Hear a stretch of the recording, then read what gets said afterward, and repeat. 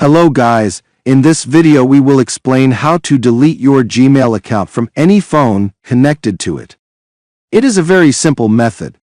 All you have to do is follow the steps explained in this video, but before broadcasting in the explanation, do not forget to subscribe to the channel, like the video and share the video.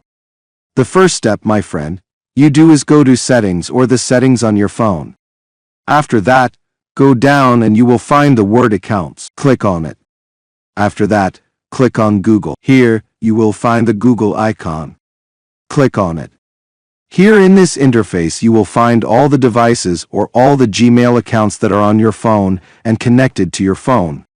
Now choose any Gmail account you want to delete and click on it. After clicking on it, this interface will appear to you now.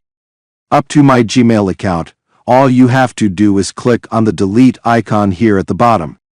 After that, the Gmail account will be deleted from that phone.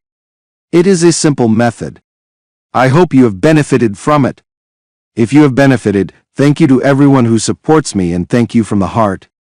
Now we will suffice with this much and meet in an upcoming video, God willing. Had.